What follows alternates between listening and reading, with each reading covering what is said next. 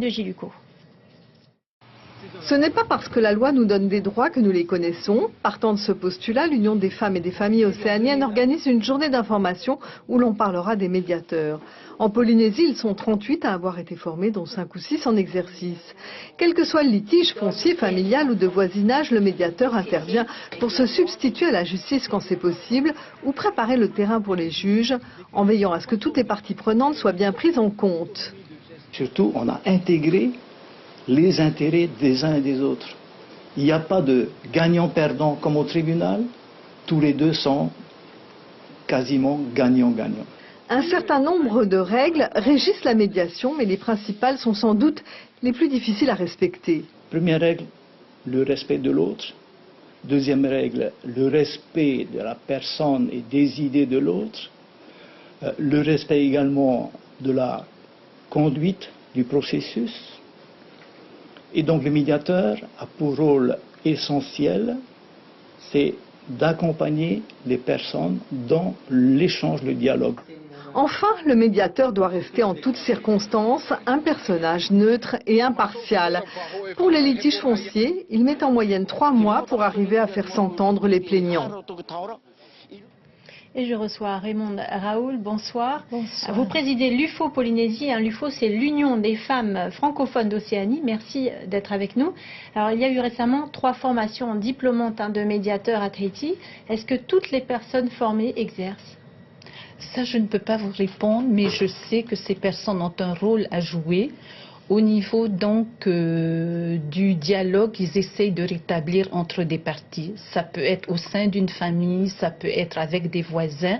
C'est une personne qui est indépendante, impartiale, neutre et qui permet de passer d'une situation conflictuelle à un dialogue et finalement à un accord. Et échapper peut-être à un éventuel parcours judiciaire Exactement, difficile. qui peut se révéler difficile et même onéreux. On le voit encore aux assises qui débutent aujourd'hui. La plupart des affaires concernent des viols ou tentatives de viol. Ça vous étonne? Eh bien, écoutez, je pense qu'il faut que les personnes commencent à se dire que quand quelqu'un dit non, c'est non. La majorité des victimes de violences sexuelles sont des mineurs. Comment les informer, elles aussi? Eh bien, je pense qu'il faut que ça se passe au niveau des écoles, des collèges, qu'il y ait de l'information qui passe pour que ces personnes soient prévenues et puissent se défendre. Et si jamais il leur arrive un problème, qu'elles puissent aller vers des personnes qui puissent les aider pour les aider à se reconstruire. Aujourd'hui, vous évaluez comment la situation? On manque de ce type d'intervenants dans les infrastructures. Il y en a, mais peut-être pas suffisamment.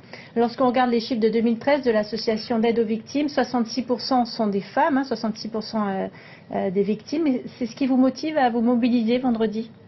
Eh bien, écoutez, je crois que nous sommes là pour apporter notre contribution à la journée de lutte contre les violences faites aux femmes.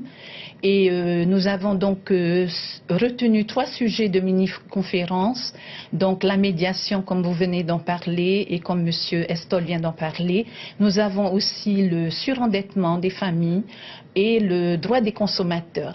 À part ces mini-conférences dans la salle John French Tiariki, il y a également des services, des organismes qui sont là pour répondre aux questions individuelles. Alors concrètement, comment ça va se passer? Il y a des entretiens avec des avocats notamment, mais exactement, pour avoir des informations juridiques. Chaque personne pourra rencontrer soit un avocat, soit quelqu'un de la DGAE, soit quelqu'un de la direction des impôts. Il y a en fait 14 stands dans le hall. Donc il y a le Puoteha, il y a la direction des affaires sociales, il y aura des conseillères en économie sociale et familiale. On parle des entretiens qui restent confidentiels. Exactement, je pense que c'est ça qui est important, c'est confidentiel et c'est gratuit. Merci beaucoup Raymond Raoul, merci d'avoir été avec nous.